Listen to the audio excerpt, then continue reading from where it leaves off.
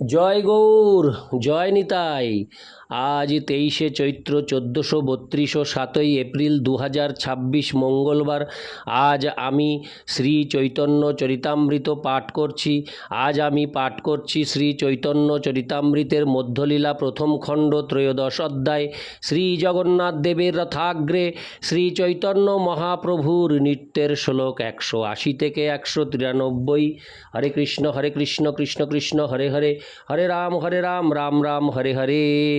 শ্লোক 180 থেকে 182। এই মত প্রভু নৃত্য করিতে ভ্রমিতে, প্রতাপ রুদ্রের আগে লাগিলা পড়িতে। সম্ভ্রমে প্রতাপ রুদ্র প্রভুকে ধরিল, তাহাকে দেখিতে প্রভুর বাহ্য জ্ঞান হইল। রাজা দেখি মহাপ্রভু করেন ধিক্কার, ছি ছি বিষয়ীর স্পর্শ হইল আমার। শ্লোকার্থ। এইভাবে ঘুরে ঘুরে নৃত্য করতে করতে শ্রী চৈতন্য মহাপ্রভু মহারাজ প্রতাপ রুদ্রের সামনে এসে মূর্ছিত হয়ে পড়ে যাচ্ছিলেন। তখন মহারাজ প্রতাপ রুদ্র মহাসম্ভ্রমে শ্রী চৈতন্য মহাপ্রভুকে ধরলেন। তাকে দেখে শ্রী চৈতন্য মহাপ্রভুর বাহ্য জ্ঞান হলো এবং রাজাকে দেখে তিনি নিজেকে ধিক্কার দিয়ে বলতে লাগলেন, ছি ছি আমার বিষয়ী স্পর্শ হলো। ইতি শ্লোক 180 থেকে 182। শ্লোক 183। আবেশেতে নিত্যানন্দ না হইলা সাবধানে, কাশীশ্বর গোবিন্দ আছিলা অন্য স্থানে। শ্লোকার্থ। শ্রী চৈতন্য মহাপ্রভু যখন মূর্ছিত হয়ে পড়েছিলেন তখন নিত্যানন্দ প্রভু ভাবাবিষ্ট হয়ে থাকার ফলে সতর্ক ছিলেন না এবং কাশীশ্বর ও গোবিন্দ অন্যত্র ছিলেন। ইতি শ্লোক 183। শ্লোক 184 থেকে 185। যদ্যপি রাজার দেখি হাড়ির সেবন, প্রসন্ন হঙ্গাছে তারে মিলিবার এমন। তথাপি আপনগণে করিতে সাবধান, বাহ্যে কিছু রসাভাস কইলা ভগবান। শ্লোকার্থ। মহারাজ প্রতাপ রুদ্রকে ঝাড়ুদারের মতো শ্রী জগন্নাথ দেবের পথ পরিষ্কার করতে দেখে যদিও শ্রী চৈতন্য মহাপ্রভু প্রসঙ্গ হয়েছিলেন, হরে কৃষ্ণ, শ্রী চৈতন্য মহাপ্রভু প্রসন্ন হয়েছিলেন এবং তার সঙ্গে মিলিত হবার ইচ্ছা করেছিলেন, তবুও তার আপনজনদের সাবধান করার জন্য বাইরে তিনি কিছু রোষের আভাস প্রকাশ করেছিলেন। তাৎপর্য: শ্রী চৈতন্য মহাপ্রভুকে মহারাজ প্রতাপ রুদ্রের সঙ্গে সাক্ষাৎ করতে অনুরোধ করলে তৎক্ষণাৎ তিনি তা প্রত্যাখ্যান করেছিলেন এবং বলেছিলেন, নিষ্কিঞ্চনস্য ভগবদ ভজনোন্মুখস্য পরং পরং জিগমির্ষ, হরে কৃষ্ণ, জিগমিশোর ভব সাগরস্য সন্দর্শনং বিষয়ীনামথ যশিতাঞ্চ হা হন্ত হন্ত বিষভক্ষণতোহ সাধু। চৈতন্য চন্দ্রোদয় নাটক 8:23। নিষ্কিঞ্চনস্য বলতে সারা জড়জাগতিক কার্যকলাপ থেকে নিবৃত্ত হয়েছেন তাদের বোঝানো হয়েছে। এই ধরনের মানুষেরাই কেবল সংসার সমুদ্র উত্তীর্ণ হওয়ার জন্য ভগবত ভক্তির পন্থা অবলম্বন করতে পারেন। এই ধরনের মানুষদের পক্ষে বিষয়ীদের সঙ্গে এবং স্ত্রী লোকেদের সঙ্গে মুখোমুখিভাবে মেলামেশা করা অত্যন্ত বিপজ্জনক। যারা ভগবত ধামে ফিরে যেতে চান তাদের পক্ষে এ বিষয়ে অত্যন্ত সাবধান হওয়া উচিত। তার অন্তরঙ্গ ভক্তদের সেই সমস্ত তত্ত্ব শিক্ষা দেওয়ার জন্য মহারাজ প্রতাপ রুদ্র যখন তাকে স্পর্শ করেছিলেন তখন শ্রী চৈতন্য মহাপ্রভু বাইরে এইরূপ রোষ প্রকাশ করেছিলেন।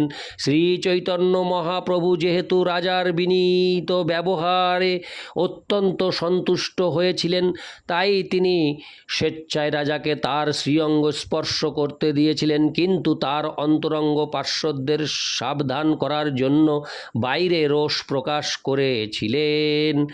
ইতি শ্লোক 184 থেকে 185।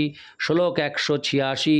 প্রভুর বচনে রাজার মনে হইল ভয়, সার্বভৌম কহে তুমি না করো সংশয়। শ্লোকার্থ।